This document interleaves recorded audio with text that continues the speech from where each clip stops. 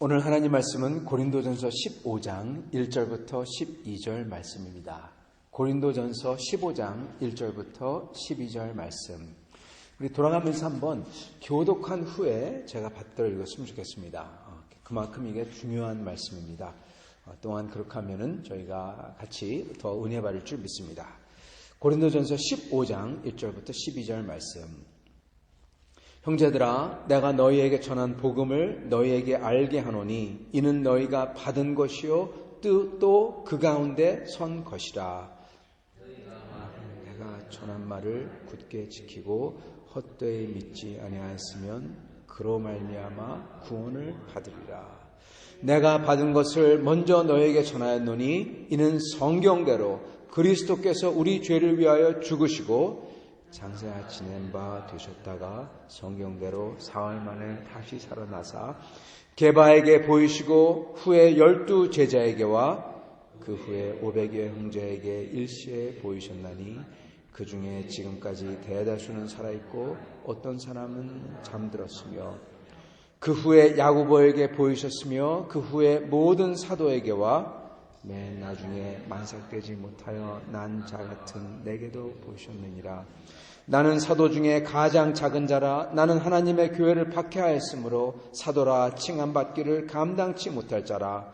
그러나 내가 나된 것은 하나님의 은혜로 된 것이니 내게 주신 그의 은혜가 헛되지 아니하여 내게 모든 사도보다 더 많이 수고하였으나 내가 한 것이 아니요 오직 나와 함께 하신 하나님의 은혜로라.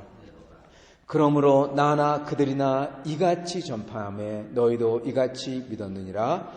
그리스도께서 죽은 자 가운데서 다시 살아나셨다 전파되었거늘 너희 중에서 어떤 사람들은 어찌하여 죽은 자 가운데서 부활이 없다 하느냐. 아멘. 제가 한 번 더 받들어 읽도록 하겠습니다. 고린도전서 15장 1절부터 12절 말씀. 형제들아, 내가 너희에게 전한 복음을 너희에게 알게 하노니 이는 너희가 받은 것이요 또 그 가운데 선 것이라. 너희가 만일 내가 전한 그 말을 굳게 지키고 헛되이 믿지 아니하였으면 그로 말미암아 구원을 받으리라. 내가 받은 것을 먼저 너희에게 전하였노니 이는 성경대로 그리스도께서 우리 죄를 위해서 죽으시고 장사 지낸 바 되셨다가 성경대로 사흘 만에 다시 살아나사 게바에게 보이시고 후에 12 제자에게와 그 후에 500여 형제에게 일시에 보이셨나니 그 중에는 지금까지 대다수는 살아있고 어떤 사람은 잠들었으며 그 후에 야고보에게 보이셨으며 그 후에 모든 사도에게와 맨 나중에 만삭되지 못하여 난 자 같은 내게도 보이셨느니라. 나는 사도 중에 가장 작은 자라.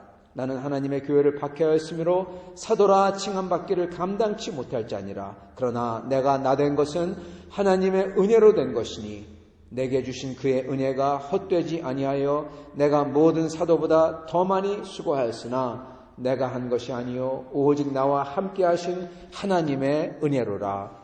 그러므로 나나 그들이나 이와 같이 전파하며 너희도 이와 같이 믿었느니라. 그리스도께서 죽은 자 가운데서 다시 살아나셨다 전파되었거늘 너희 중에서 어떤 사람들은 어찌하여 죽은 자 가운데서 부활이 없다 하느냐. 아멘. 오늘 말씀은 이 부활에 대한 말씀 첫 번째 시간인데요. 이 역사적 부활의 역사적 증거입니다. 아마도 오늘 저희가 읽은 말씀은요, 성경에서 가장 오래된 부활에 대한 내려오는 구전입니다. 부활에 대해서 모든 게 사실 성경은 처음에 구전이 되었죠. 구전이 되어서 복음서도 구전된 것을 맨 처음에 마가가 쓴 겁니다. 이제 그것을 마가의 책이 많이 있었을 때 그때 그것을 마태와 누가가 그걸 나름대로 자기가 예수님을 보고 봤으니까 그것을 토대로 해서 자기가 본 예수님을 또한 쓴 것이고, 요한복음은 물론 완전히 다르게 쓰여졌지만 그 또한 구전되었던 말씀을 적은 것입니다. 그래서 구전된 말씀을 적은 것은 좀 후에 일어납니다. 그보다 먼저 적혀진 게 바로 사도 바울이 적어 보냈던 서신들이에요. 바로 바울 서신들입니다. 물론 복음은 그 전에 있었지만 그지만 계속 구전이 되었고 먼저 기록한 게 사도 바울 서신입니다. 그래서 사도 바울 서신 중에서도 가장 오래된 사도 바울이 들었던 구전된 것을 적은 게 바로 오늘 이 말씀이에요. 왜냐하면 15장 1절에 이렇게 얘기합니다. 내가 너희에게 전한 복음을 너희에게 알게 하노니 이는 너희가 받은 것이요 또 선 것이라. 그러시면서 뭐라고 하냐, 13절에 내가 받은 것을 먼저 너희에게 전하였나니, 그렇게 말씀하십니다. 내가 받은 것, 이것은 그 랍비들이 전할 때 구전으로 전해주고 제자들한테 외우게 만들어요. 달달달 외우게 만들어요. 그래서 이것을 받은 것, 우리가 우리 아버지 랍비에게 받은 것, 이 말입니다. 이 단어를 사용해요. 즉 이거를 그대로 사도 바울께서 고스란히 물려받았다는 겁니다. 첫 증인들한테. 그래서 이것을 또한 너희에게 고스란히 전해준다. 받은 그대로 전해준다는 겁니다.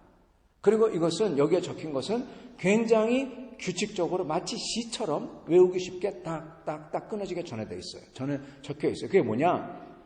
이는 성경대로 그리스도께서 우리의 죄를 위해서 죽으시고 성경대로 사흘 만에 살아나시고 장사 지냈다가 살아나시고 그런 다음에 게바에게 보내시고 12제자에 보이시고 그 다음에 한꺼번에 500명 형제들에게 일시에 다 모여있을 때 500명이 한꺼번에 자기 자신을 드러내시고 그 다음에 야고보에게, 그 다음에 사도라고 불리던 모든 사람들에게 다 예수님께서 보이시고 그런 다음에 부활 승천하셨죠.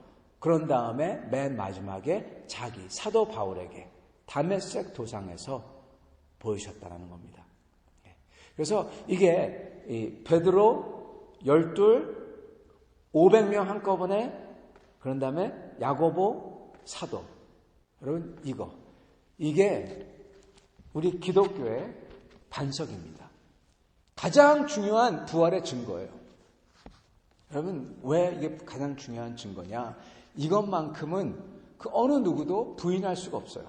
이것만큼은 모든 역사학자들이 이것만큼은 딱 봐도 이 문서에 나오는 이 말투, 이거는 그대로 사도 바울 게 아니라 사도 바울이 물려받은 것을, 사도 바울도 바리새인이었잖아요. 과거에 바리새인의 양심으로서 자기가 스승이나 자기가 받은 것을 고스란히 전수한다. 전수받은 것을 고스란히 전수한다. 이 말투를 쓰고 있다. 즉 이거는 바리새인으로서 이거는 왜곡할 수가 없다. 사도 바울 게 아니다. 이거는 사도 바울도 받은 거다. 더 오래된 트래디션이다. 그럼 이게 뭐냐? 그것은 바로 먼저 게바, 12, 500명, 야고보, 사도들. 자, 여기서 뭐가 중요하냐? 여러분 여기서 나오는 게 12과 500명 한꺼번에가 중요합니다. 무슨 얘기냐? 12, 이 중요성은 좀 이따가 말씀드릴게요. 500명 한꺼번에가 왜 중요하냐? 이 중에 다수는 살아있고 몇 명은 죽었으나 대부분 살아있다. 이게 무슨 소리입니까? 고린도 교인들에게 너희들 정말 부활에 대해서 의심하면은 가서 이 사람들한테 물어봐. 그 소리예요. 가서 물어봐. 대부분 살아있어. 이분들 다 보셨어. 여러분 증인이 중요합니다. 그것도 여러분 최소한 2명 이상이 한꺼번에 있는 게 중요합니다.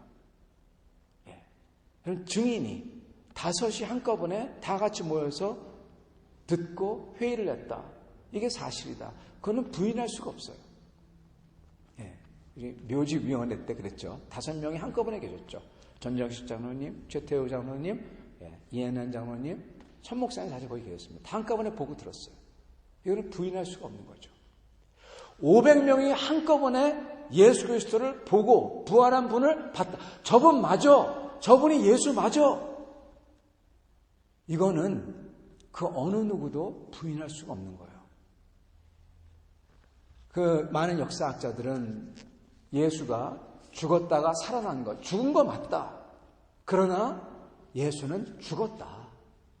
부활한 예수를 봤다는 것은 제자들의 환상이다. hallucination, 환상이다. 베드로가 너무나 예수를 보고 싶어가지고 그냥 환상을 본 거다. 아니 그렇다면 제자들이 믿은 건 뭐야?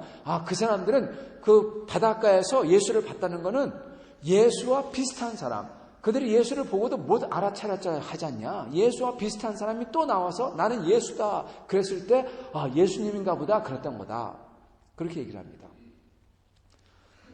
그러나 그것은 사실이 아닌 게 첫째, 500명이 전부 다 보고 예수는 부활하신 저분은 예수님이 맞다.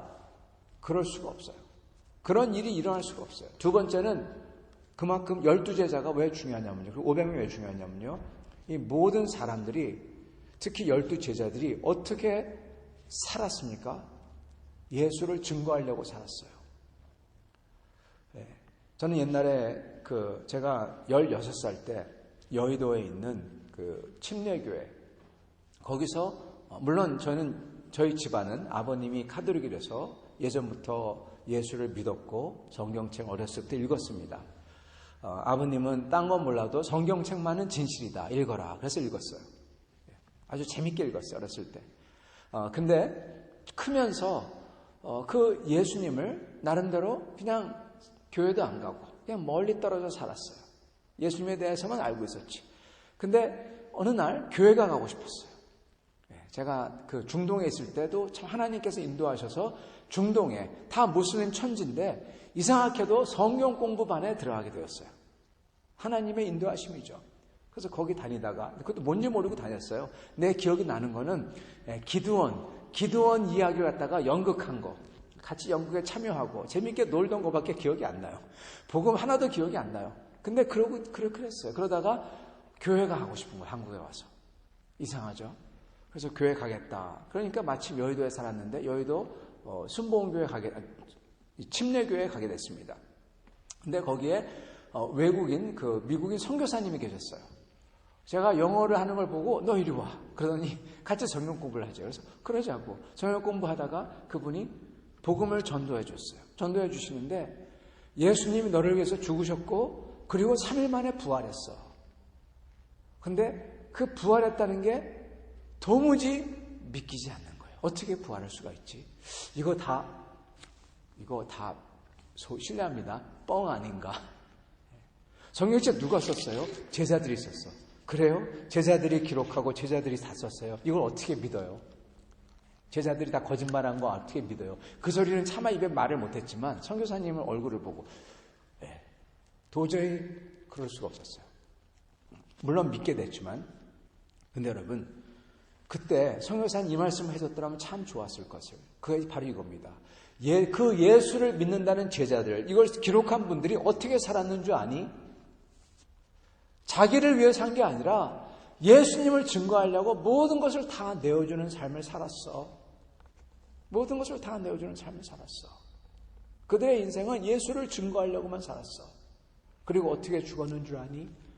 전부 다 한 명도 예외 없이 다 예수를 증거하려고 하다가 다 순교당했어. 여러분 제 생각대로 그리고 독일의 학자들이 수많은 학자들이 말한 것처럼 죄인들은 똑같은 생각을 하나 봅니다. 다 제자들이 다 자기들이 예수님 쫓아다니다. 예수님이 죽으니까 자기들의 권력을 유지하기 위해서 거짓말로 예수님 부활했다 한 거야. 그렇게 다 썼어요. 저도 혹시나 그러지 않았을까 인간적으로 생각을 했어요. 그러나 오늘 이 말씀이 바로 그거에 대해서 정확하게 못을 박습니다. 12제자들이 500명이 한꺼번에 다 봤다. 그리고 그들이 살았던 것은 예수를 증거하려고 살았고 그리고 그 심한 핍박 그 후에 나오는 네로 황제의 핍박 다 잡아가지고 싸그리 잡아가지고 여러분 다 원형 경기장에 집어넣잖아요. 짐승밥 되게 하잖아요. 화형을 시켜버리잖아요. 눈앞에서. 십자가에 못 박아 죽이잖아요.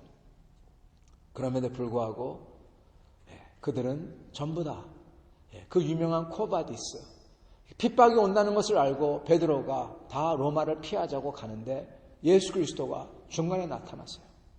이건 기록되지 않는 구전입니다. 그래서 예수님께서 베드로를 보시더니 돌이켜서 그냥 가세요. 슬픈 얼굴 하시고. 그래서 베드로가 예수님에게 주여 어디 가시나이까? 코바디스. 그게 바로 주여 어디 가시나이까 뜻이에요. 코바디스. 예수님께서 내가 다시 십자가를 지러 로마로 간다. 주여. 아닙니다. 아닙니다 주님. 제가 잘못했습니다. 다시 돌이켜서 로마로 가십니다. 그래서 사도 베드로께서는 십자가에 그분이 십자가에 처형될 때 나는 예수님과 똑같이 죽을 수가 없다. 그래서 거꾸로 매달려가지고 순교당하시죠. 모든 분들이 다 그렇게 사시다가 다 그렇게 죽으셨어요. 사도 바울도 마찬가지. 나는 맨 나중에 만삭되지 못해서 난 자 같은 내게도 나타나셨다. 나는 그 중에서도 사도라고 중에서도 가장 작은 자라. 왜냐하면 나는 교회를 그 핍박하던 사람 중에 하나가 바로 나다. 그러나 나는 이렇게 모든 것을 다해서 열심으로 산다. 왜냐하면 하나님의 은혜 때문에.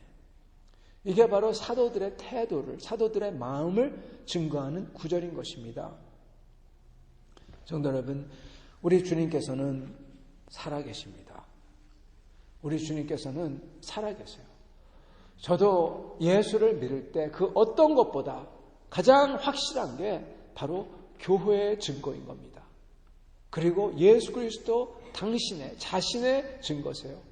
예수님 그분의 인격과 그분의 말씀과 그분이 저에게 주신 그 확실한 소망의 약속들, 그것을 믿고 주님의 말씀이기 때문에 저는 그것 때문에 믿었어요.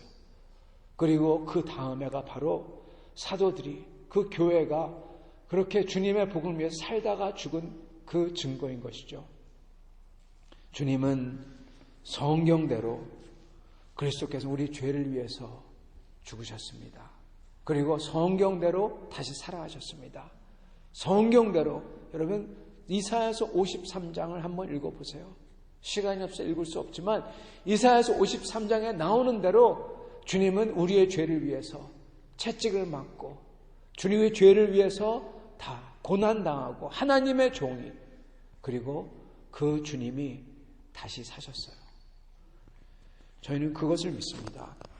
만약에 주님께서 다시 사셔서 영원한 주님의 나라가 있고 그리고 영원한 생명이 있고 그리고 주님을 다시 본다면 저희는 이 삶을 그 영원한 나라를 위해서 영원한 주님을 위해서 여러분 영원한 게 있잖아요. 이거는 짧잖아요. 10년, 20년, 30년, 40년, 50년 이 정도면 끝이잖아요. 이것을 영원한 것을 위해서 투자한다는 겁니다. 그걸 위해서 쓴다는 거예요. 쓰고 빌려주고 그리고 이걸 위해서 그걸 위해서 저희가 다 한다는 것입니다. 이게 크리스찬의 핵심입니다. 기독교의 핵심이에요. 그리고 이것을 온전히 믿으면 그로 말미암아 구원을 받으리라 그렇게 말씀하셨어요. 이것으로서 우리는 구원을 받을 것입니다. 이 소망으로 구원을 받을 거예요. 그리고 이 소망은 여러분 그냥 희망이 아니에요. 확실한 일어난 주 예수의 부활이 이미 일어났고 일어날 것인 확실한 소망인 것입니다. 그래서 여기에 소망을 두시고 여러분의 삶과 나의 삶, 우리 모두의 삶이 어떠한들 항상 소망을 가지고 주님이 허락하신 이 삶을 그게 어떤 때는 기쁘기도 하지만 그게 어떤 때는 어렵기도 하고 마음 고생이기도 하고 고난이기도 하고 여러분 우리 모두는 다 각자 다 조그만 십자가들이 있습니다. 암만 삶에 뭐 없다고 하더라도 큰일이 없다고 하더라도 다 삶에 조그만 십자가들이 있어요. 이 십자가들을 저희가 믿음으로 소망으로 예수를 붙들면서 잘 이겨내시길 바랍니다. 반드시 그 끝에 주님의 소망대로 역사가 있을 것입니다. 같이 기도하겠습니다.